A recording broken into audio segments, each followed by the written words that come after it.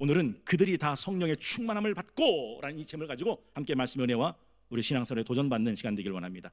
오늘 본문을 가만히 보십시오. 오순절날이 이미 이르매 라고 시작하고 있습니다. 여러분, 오순절날이 어떤 날인지 알고 계세요? 이스라엘은 하나님께 택하심을 받은 선민입니다. 하나님의 구원의 역사를 직접적으로 경험한 구속사를 가지고 있는 민족이죠. 그래서 이스라엘에게는요 3대 절기가 있습니다. 그 첫 번째가 유월절입니다. 이스라엘이 430년 동안 애굽 이집트에서 노예로 살았거든요. 하나님은 모세를 보내셔서 그들을 애굽에서 건져내셔서 가나안 땅으로 인도해 들이셨습니다. 애굽에서 나온 날을 기념하여 유월절로 지킵니다. 그리고 애굽에서 나와서 하나님의 산 시내산에 도착하게 된 것이 50일째가 되는데, 그때 시내산에서 하나님의 율법을 받게 됩니다. 유월절 후 안식일이 7번 지난 후라고 해서 칠질절이라고 말하고, 그 다음 50번째 날에서 오순절이라고 부릅니다. 출애굽 광야에서는 이 오순절날 하나님의 율법을 받은 날입니다. 그런데 요 가나안 땅에 들어가서는 이 오순절날이 미래 첫 번째 수확을 거두는 날과 겹쳐서 맥추절이라고 부릅니다. 그리고 신약에서는 바로 그 오순절날 성령이 오셨다라고 해서 성령 강림절이라고 부르는 절기가 오순절이 된다라는 것이죠. 오늘 4절에 보면 그들이 다 성령의 충만함을 받고 성령의 말하게 하심을 따라 다른 언어들로 말하기 시작하니라 라고 되어 있습니다. 성령, 하나님이란 말은 들어봤는데 성령은 뭐예요? 의외로 성령에 대해서 무지하고 무심하고 왜곡된 생각을 갖고 있는 게 굉장히 많이 있습니다. 성령은 삼위일체의 하나님이십니다. 여러분, 삼위일체란 하나님은 유일하신 한 분으로서 성부, 성자, 성령 삼위로 존재하시고 그 본질과 영광은 동일하신 한 분이시다. Three persons, one essence. 세 분이며 한 분이시고 한 분이며 세 분이시다라는 아름다운 이름이 삼위일체의 하나님이십니다. 사실 성부 하나님은 이 세상의 모든 걸 계획하시는 분이십니다. 그런데 성자 하나님, 예수님은 성부 하나님이 계획하신 그것을 이 세상에 실행하시는 하나님이십니다. 그런데 그 성부 하나님이 계획하시고 그 성자 하나님, 예수님이 실행하신 것을 이 세상에 우리 속에 적용하시는 하나님이 계신데, 그분이 성령 하나님이시다라는 것이죠. 여러분, 어떤 이들은 목사님 1 더하기 1 더하기 1은 3이지 어떻게 1 더하기 1 더하기 1이 1입니까?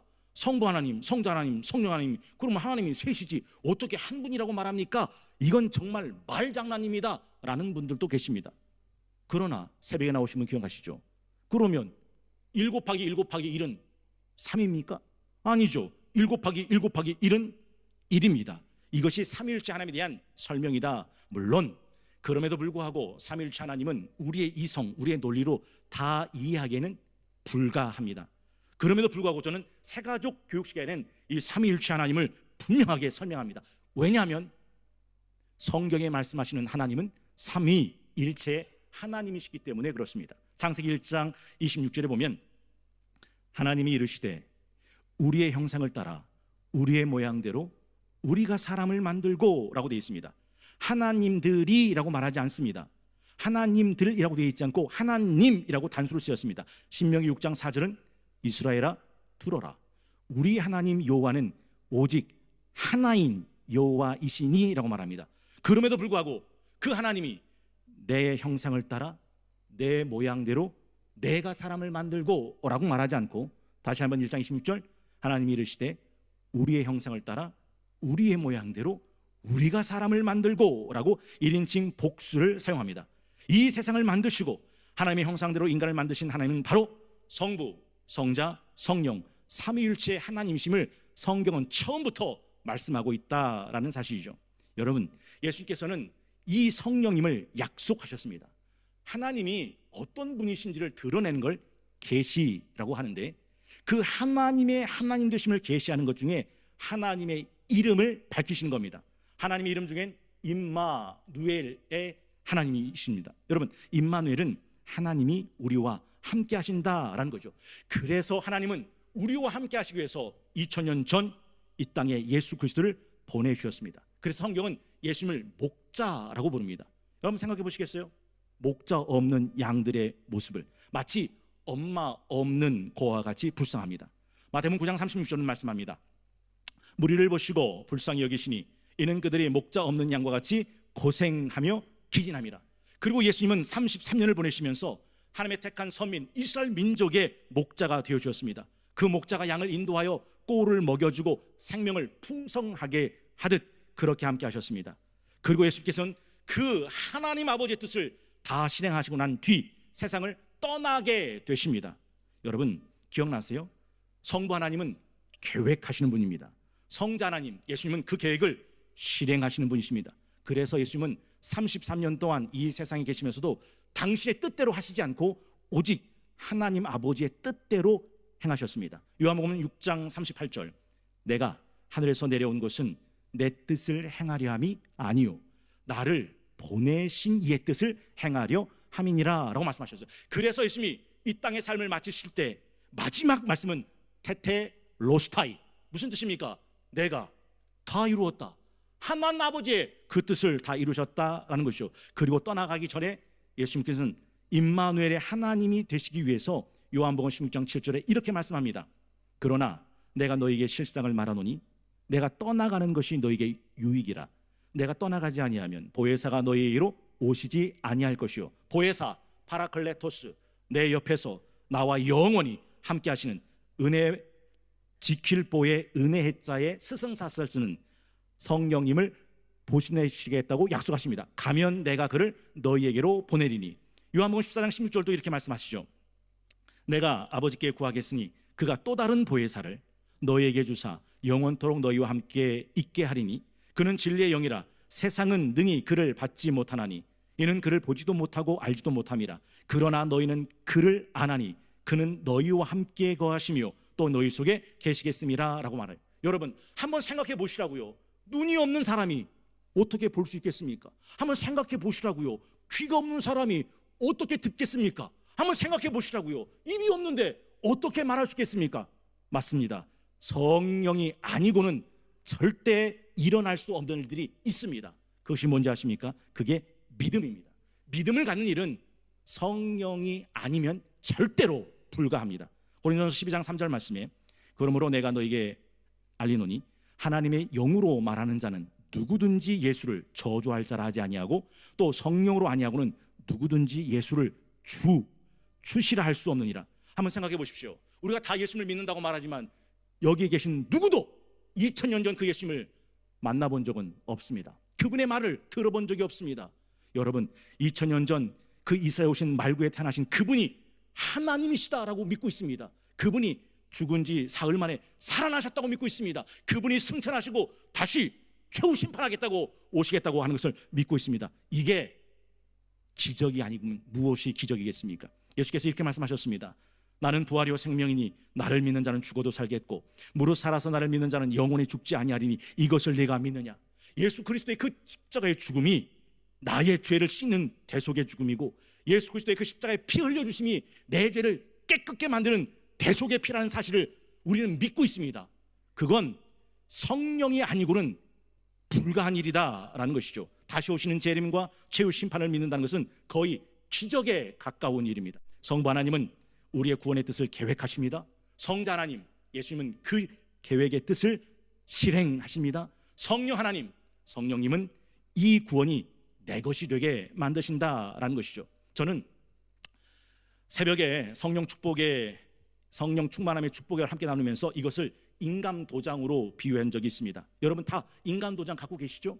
그 인감 도장에는 여러분의 이름이 새겨져 있습니다. 그런데 인감 도장이 계약서에 효력을 발생하려면 갖고만 있는다고 되는 게 아닙니다. 그 인감 도장을 날인 찍어야 합니다. 인감 도장이 계약서에 찍히게 하는 것, 이게 인주입니다.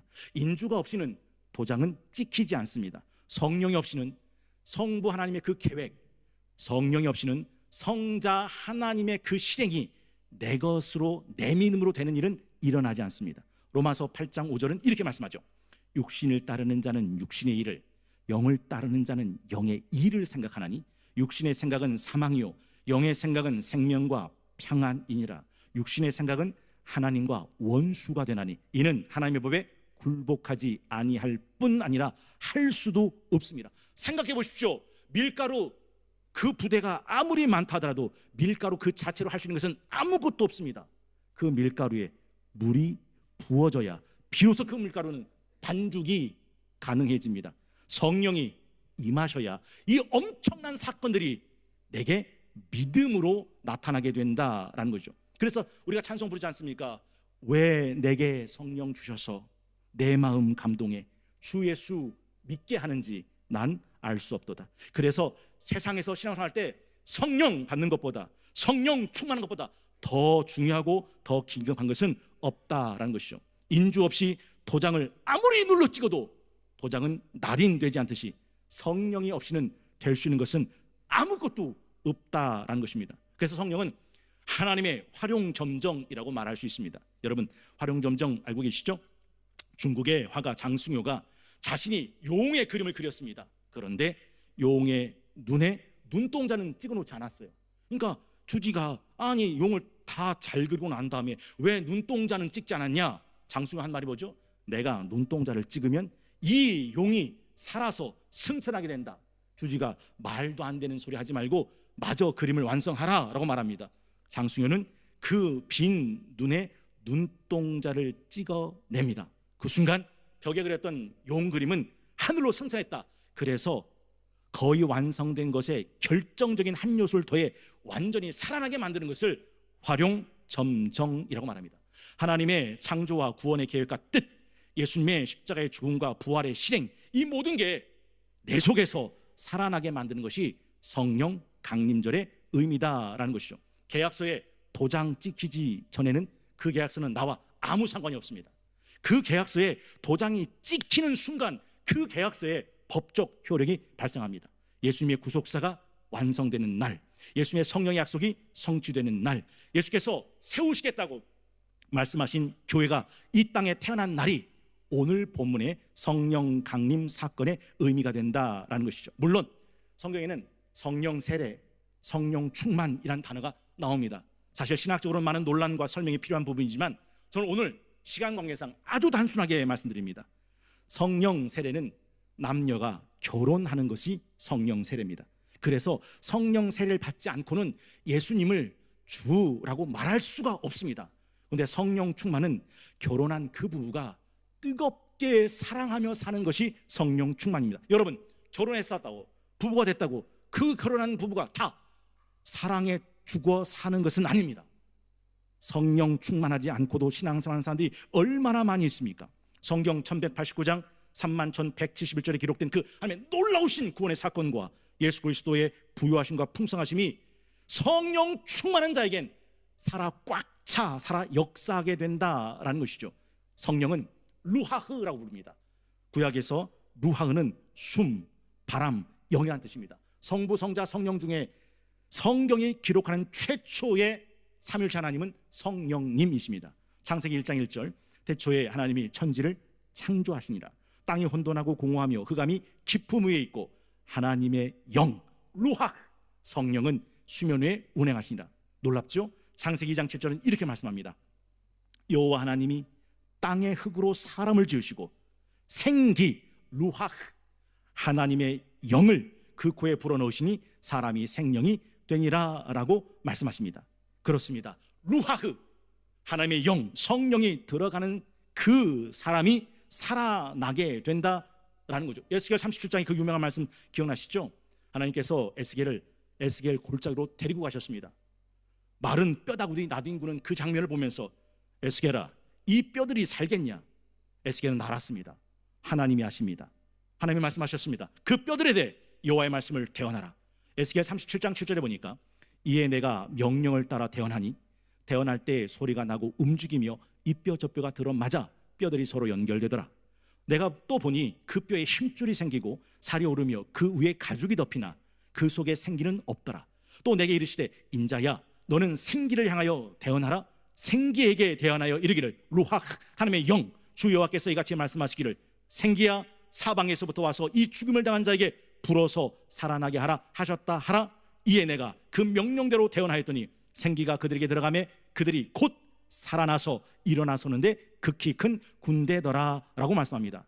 여러분, 여러분의 인생 정말 하나님의 루하흐가 불어와서 살아나는 인생, 살아나는 가정, 살아나는 부부, 살아나는 자녀로 살아가고 있습니까? 우리 성동교회가 하나님의 영이 불어와서 살아있는 교회가 되고 있느냐라는 것이죠. 찬송가 182장은 이렇게 노래하죠. 강물같이 흐르는 기쁨 성령 강림함이라 정결한 맘 영원하도록 주의 거처 되겠네. 나의 생명 소생케 되면 성령 임하심이라 모든 의심 슬픔 사라져 주의 평강 넘치네. 하늘에서 담비 내리고 햇빛 찬란한 같이 우리 마음에 성령 임하니 주님 보내심이라. 생명신에 넘쳐 흘러서 마른 광야 적신이 의의 열매 무르익어서 추수를 기다리네. 놀라우신 주의 은혜로 그의 얼굴 뵙겠네. 평화로운 안식처에서 영원토록 쉬겠네. 주님 주시는 참된 평화가 내 마음속에 넘치네. 주의 말씀에 거센 풍랑도 잠잠하게 되다. 언제요? 강물 같은 성령이 우리 가운데 불어오실 때, 임하실 때 이런 역사가 일어나게 된다라는 것이죠. 그래서 예수님께서는 이 땅을 떠나시기 전에 왕의 명령으로 이렇게 말씀하십니다. 사도행전 1장 4절, 성경을 갖고 계신 분만 찾아볼 수 있겠습니다. 사도행전 1장 4절, 사도와 함께 모이사 그들에게 분부하여 이르시되 예루살렘 떠나지 말고 내게서 들은 바 아버지께서 약속한 것을 기다리라 라고 말씀하셨습니다. 그런데 참 놀라운 것은요, 성령의 충만을 받은 이 사람들이 어떤 사람들이냐라는 사실이죠. 다 성령 충만함을 받았더라 라고 말할 때 이 성령 충만을 받았던 사람들이 누구인지를 우리가 놓치면 안 됩니다. 성경에는 예수님께서 부활의 목격자들이 나옵니다. 고린도전서 15장 4절 말씀인데요, 장사 지낸 바 되셨다가 성경대로 사흘 만에 다시 살아나사 게바에게 보이시고 후에 12 제자에게와 여기입니다. 그 후에 500여 형제에게 일시에 보이셨나니. 이 예수께서 떠나가기 전에 아주 중요한 말씀을 신신당부하셨습니다. 성경 갖고 계신 분 다시 한번 찾아보시겠습니까? 사도행전 1장 4절, 사도와 함께 모이사 그들에게 분부하여 이르시되 예루살렘을 떠나지 말고 내게서 들은 바 아버지께서 약속하신 것을 기다리라. 요한은 물로 세를 베풀었으나 너희는 몇 날이 못되어 성령으로 세를 받으리라 하셨느니라. 그리고 8절입니다. 오직 성령이 너희에게 임하시면 너희가 권능을 받고 예루살렘과 온 유대와 사마리아와 땅끝까지 이르러 내 증인되리라 하시니라. 9절, 이 말씀을 마치시고 그들이 보는 데서 올려져 가시니 라고 되어 있습니다. 물론 성경에는 예수님의 성령의 명령과 승천의 장면을 목격한 이들이 몇 명이었는지 그 목격자의 수는 기록되어 있지 않습니다. 그러나 그 말씀 듣고 그 말씀 믿고 주시겠다 약속한 성령을 기다리며 함께 모여 기도했던 사람들의 수는 명확하게 기록되어 있습니다. 몇 명입니까?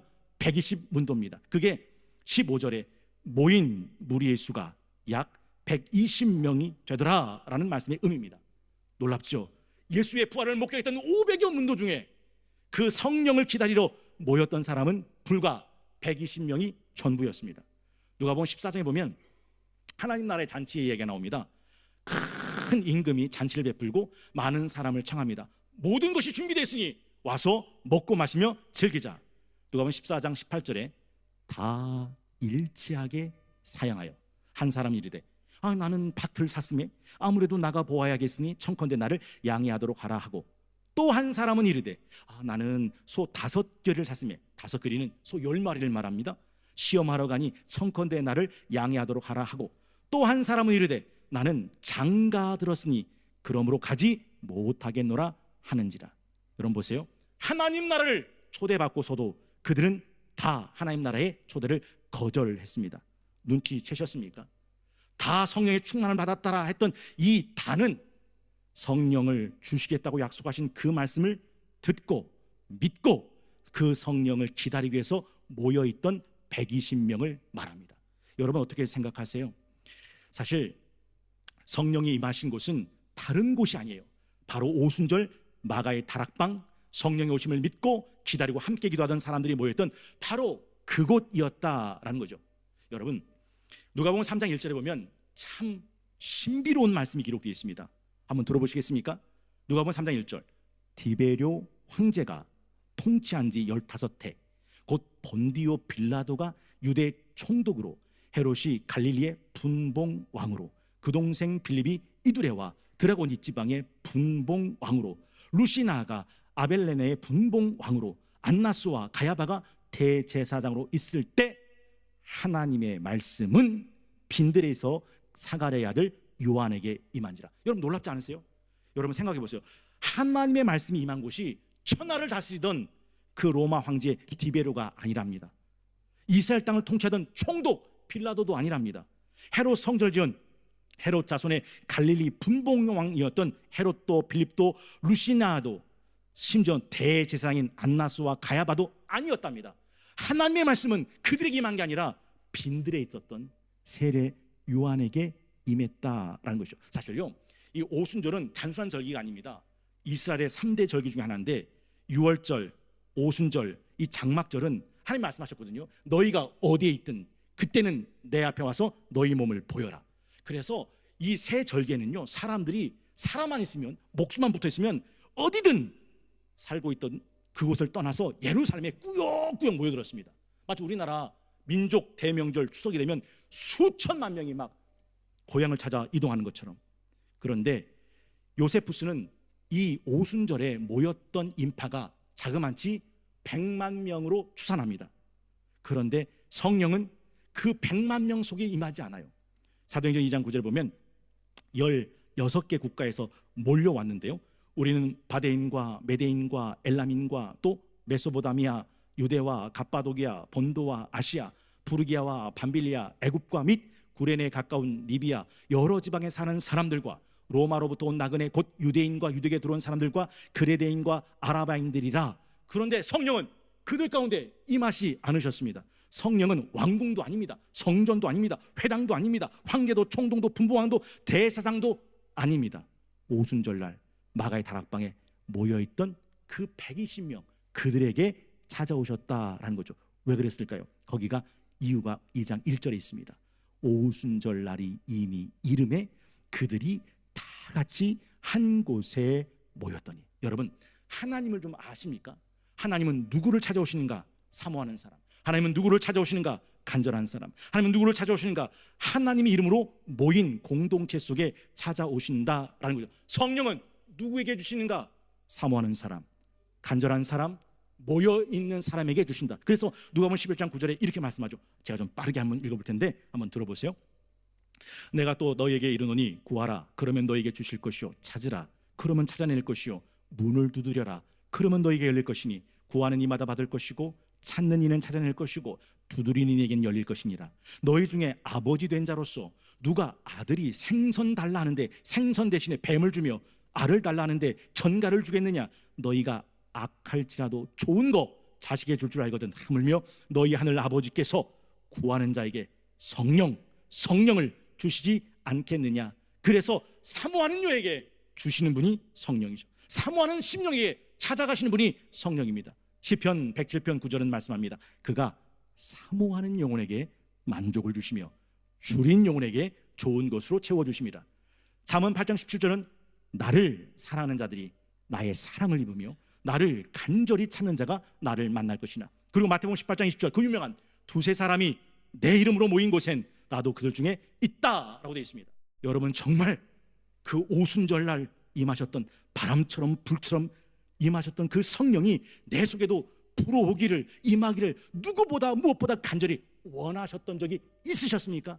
만약에 없었다면 내 안에 성령이 찾아오지 않은 것은 당연한 거죠. 그러나 원한다면, 사모한다면, 간절하다면 하나님은 약속하셨습니다. 구하는 자에게 주신다. 찾는 자가 찾는다.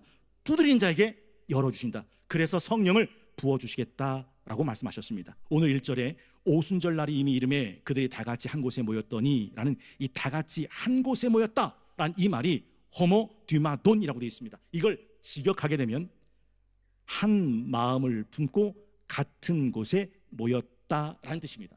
그게 1장 14절에 이렇게 표현되어 있습니다. 여자들과 예수의 어머니 마리아와 예수의 아우들과 더불어 마음을 같이하여 오로지 기도에 힘쓰더라. 여러분, 120명이 테스트도가 돼서 23왕의 크리스찬으로 부흥할 수 있던 그 힘, 옛말에 중심 삼성 중구 삭금이라는 말이 있습니다. 많은 사람이 힘을 합치는가 성을 쌓을 만큼 큰 힘이 되고, 많은 사람이 입을 모았는가 쇠도 녹일 만큼 막강한 힘이 생긴다입니다. 여러분 어떠세요? 여러분의 마음속에 오순절마가의 다락방에 불었던 이 성령의 바람, 이 성령의 불이 임하기를 원하십니까? 만약 그렇다면 우리가 함께 이 성령님을 사모하며 노래할 수 있어야 된다라는 거죠.